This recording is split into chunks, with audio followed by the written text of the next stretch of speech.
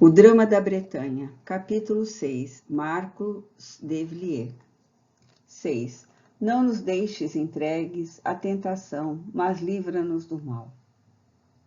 Em nós mesmos está a causa primária do mal, e os maus espíritos mais não fazem do que aproveitar os nossos pendores viciosos em que nos entretêm para nos tentarem.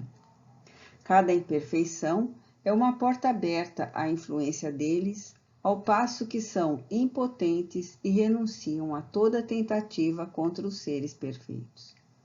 É inútil tudo o que possamos fazer para afastá-los, se não lhes opusermos decidida e inabalável vontade de permanecer no bem e absoluta renunciação ao mal. Allan Kardec, Evangelho segundo o Espiritismo, capítulo 28, item 3. Passaram-se alguns meses desde o acontecimento que acabamos de descrever. A calma voltara ao Palácio Saint-Omer, não obstante o profundo desgosto que o acidente que vitimara Arthur causara à família. Os velhos condes, seus tios, não se conformavam com o drama que tão brutalmente aniquilara aquele a quem amava como a um filho querido. Um filho aleijado era o opróbrio, a humilhação para o seu orgulho de aristocrata, mormente quando este filho prometia ser a alegria da família, perpetuando a honra militar que desde tantos séculos a ilustrava. Na pessoa dos seus antepassados, consagrados às armas da pátria. Victor, porém, procurava a todos acomodar com apreciações sobre a determinação divina, que muitas vezes permite a dor em nossas vidas para elevar o espírito ao bem e a serenidade voltar a imperar no lar, se não no coração de cada um. Alexis encontrava-se em Paris, onde tratava de firmar bases para a carreira que desejava seguir. E Andréia e sua mãe continuavam a pensar na confecção do enxoval para o seu próximo casamento. Mas estava assentado que essa família, devedora de erros de existências remotas, não desfrutaria paz por muito tempo. Voltara a primavera e os dias eram mais tépidos e aprazíveis. Uma tarde, achavam-se reunidos num dos terraços da bela mansão o conde Joseph Hugo François e sua família, e a tarde caía, mas ainda havia muita luz.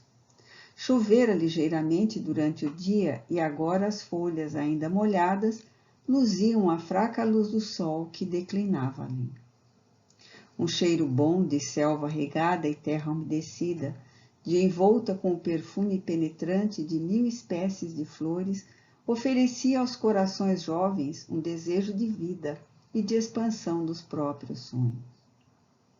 No parque, os cisnes e os pavões deixavam perceber seu júbilo pelo encanto daquela tarde amena, e nos pombais esvoaçando, contentes, os pombos se alvoroçavam na alacridade dos seus amores ou na valentia das suas turras.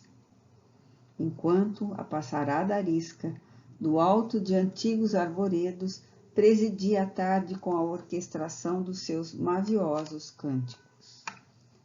E bem perto, a 200 passos da estrada, nobre que conduzia ao parque, o oceano rugia, arremessando suas ondas de encontro aos arrecifes que bordavam as acidentadas margens. De súbito, a placidez que envolvia os de Guzmán foi interrompida pela bulha de uma cavalgada de fidalgos que passava pela estrada real, a qual se avizinhava dos muros do palácio. Numa aldeia pacata como Saint-Omer, um acontecimento, por menor que seja, desperta as atenções dos habitantes, mesmo que se trate de fidalgos.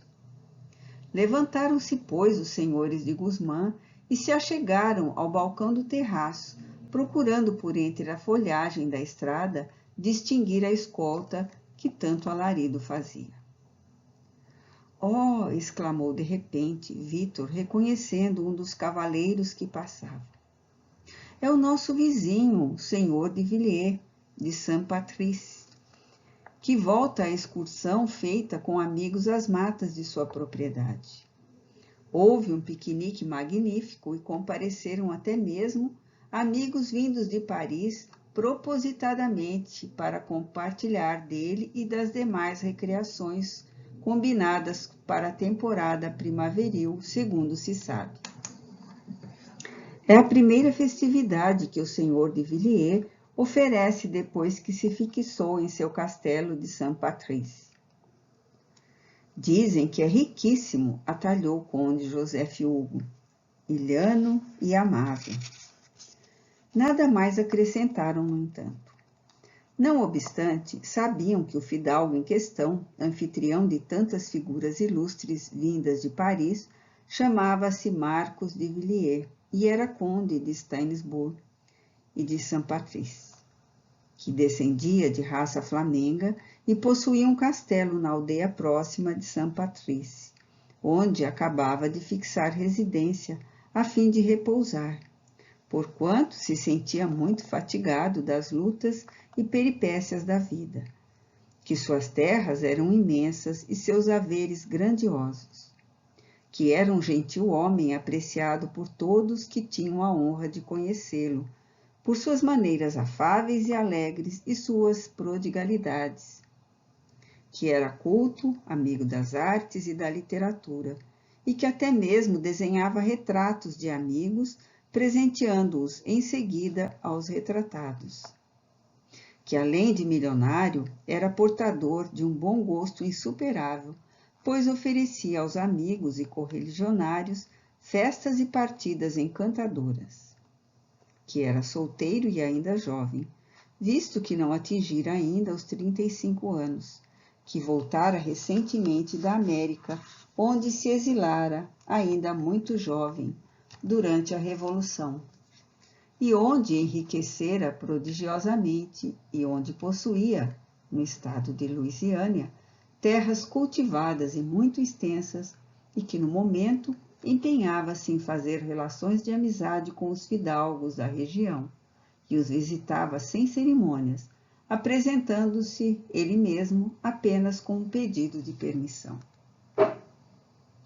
Com efeito, assim era, porque já na tarde do dia seguinte, não obstante os hóspedes de Villiers abrigavam em sua casa, o conde Joseph Hugo recebeu do ilustre vizinho uma carta, entregue por um emissário especial, na qual assim se expressava: Marcos de Villiers, conde de Stainsbourg e Saint-Patrice, tendo fixado residência em suas terras em Saint-Patrice, sente-se honrado em cumprimentar os senhores de Guzmán e pedir vênia para visitá-los em dia e hora que estabelecerão. Não havia como resistir a tão amável solicitação. Seria mesmo descortesia rejeitar uma amizade que se apresentava com tanta espontaneidade. Da moral do visitante, da honradez do seu caráter, não se procurava inteirar. As credenciais exigidas a uma personagem na época, como talvez em todas as épocas, eram precisamente aquelas que o senhor de Villiers deixava saltar aos olhos dos seus amigos: amabilidade, prodigalidade, fortuna. O fidalgo solicitante era um aristocrata de antiga e conceituada família flamenga, riquíssimo, gentil. Isso bastava. Joseph Hugo, portanto, dirigiu-se à sua escrivaninha e respondeu à carta que acabara de receber, pois o emissário de Saint-Patrice esperava no saguão do palácio por ordem do mordomo. Os condes de Guzmán, d'Aubray e de Guzmán de Freux sentir-se-ão honrados em receber o senhor conde de Villiers de Stainsbourg amanhã, convidando-o para o seu jantar às 8 horas da noite, e agradecem penhorados a preferência. Não sei porque o senhor conde, mas não sinto simpatia pelo conde de Villiers, aparteou Arthur ao ver o tio entregar a carta ao criado para levá-la ao emissário. Ele é tão alto e tão forte que me faz medo. Sinto medo dele, interveio a impressionável Andréia. Como assim? Tu o conheces? Perguntaram a um só tempo Victor e Arthur. Costumo vê-lo quando passa a cavalo todas as manhãs. O conde é muito amável, cumprimenta-me sempre. Eu soube que ele adquiriu a educação jovial da América durante o exílio. Os dois jovens estranharam as expressões de Andréia, mas nada responderam. Quanto à condessa Françoise Marie, não prestou atenção à conversa. Era uma alma arredia a quem os terrores da Revolução, mesmo na Espanha, ensinaram a nada ouvir e a calar o máximo possível. Comumente, se alguém é assediado ou mesmo obsediado por um inimigo do mundo invisível, é possível libertar-se dele, seja por intervenção de outrem bastante digno de aconselhar e convencer o malfeitor a emendar-se da feia ação que pratica, seja pela intervenção dos espíritos protetores do obsediado, que ouviram os seus rogos e vieram em seu socorro, seja ainda pelo amparo dos próprios guias espirituais do algoz, que desejam a sua emenda e praticam a caridade aconselhando-o, ou simplesmente porque a lei do progresso, muitas vezes, impede que o obsessor permaneça no atraso do seu ódio. Todavia, a maioria desses obsessores, se bem que se retirem da faixa vibratória do seu desafeto, nem por isso o abandonam definitivamente. Permanecem em observação, vigiando suas ações diárias, seus sentimentos na vida cotidiana. Se o obsediado emenda-se dos próprios defeitos, progredindo em moral, depurando os pensamentos, aperfeiçoando o coração para a prática do bem, o obsessor, sem forças de ação, porquanto o outro se afinou com a luz, acaba por deixá-lo completamente, indo ao ponto de respeitá-lo e envergonhar-se do que fez contra ele. Se, porém, não houve reforma alguma e o obsediado permanece no indiferentismo ou volta a mostrar as mesmas imperfeições que o afinaram com seu perseguidor, este tornará a segui-lo e então o faz com redobrada violência, quando não se acompanha de comparsas que o ajudam a exercer a maléfica influência. Segue-se daí que a observação e a prática demonstram que, em grande número de casos, o obsediado é o principal curador de si mesmo, e que se ele próprio não exercer a vontade soberana de corrigir as próprias tendências más, a cura tornar-se-á difícil e mesmo impossível. Além do mais, comumente ainda, a obsessão arrasta um complexo tormentoso, difícil de ser superado, e que ela é frequentemente a expiação de erros e crimes praticados em existências remotas, quando vítimas ou desafetos de outras épocas vingam ofensas graves então recebidas. E como o obsediado envolveu-se nessa faixa criminosa, sem procurar dela afastar-se, renovando-se para o amor de Deus e o progresso de si mesmo, torna-se joguete do malfeitor, próprio alheio a tudo então pode acontecer, até mesmo o suicídio, suprema desgraça de um obsediado, suprema desgraça para um obsessor, cuja responsabilidade é grave perante as leis de Deus. Mas o obsediado que chega ao suicídio pela perseguição de seu obsessor sofre uma represália, não raramente, na maioria das vezes, foi causa voluntária do suicídio do próprio obsessor ou de alguém a este muito achegado, por laços de amor ou de parentesco afim. O que leva a refletir que mais vale evitar uma obsessão agindo sempre bem para com o nosso próximo, do que darmos asas às paixões, faltando com a fraternidade para com ele. Entretanto, como nenhuma dor que fere um coração é perdida nos balanços do código divino, a amargura de um obsediado, o seu cúmplice, o seu desespero, cuja compreensão está além da possibilidade humana penetrar, acaba por promover o seu progresso e ele, exausto de sofrer, procura Deus voluntariamente, reabilitando-se então com facilidade. Essa a razão porque a lei do Todo-Poderoso permite que haja sofrimentos no mundo e no além. É, pois, uma lei, a inflexível lei de causa e efeito, que Jesus traduziu por esta admirável sentença: a cada um será dado segundo as próprias obras. Marcos de Villiers foi pontual na sua visita do dia seguinte. Tratava-se com efeito de um cavalheiro fino de maneiras, culto, amável, um belo homem, cuja conversação atraente soube cativar seus anfitriões.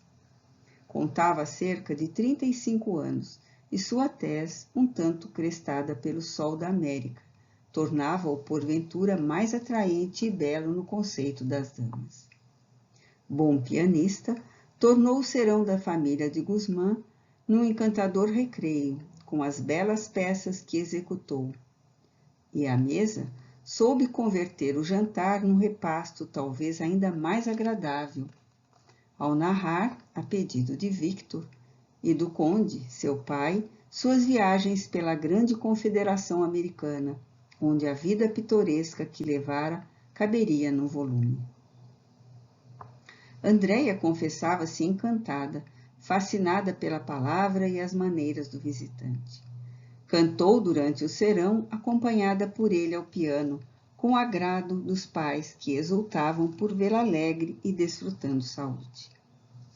Levando vida insípida, prisioneira naquele palácio imenso, divertiu-se imensamente nessa noite, pois Marcos convidou até mesmo para a dança, quando sua mãe tocava e a formosa prometida de Alexis sentia sua mãozinha delicada afagada pelas mãos do conde, enquanto seus olhos se assustavam sob o olhar provocante do dançarino.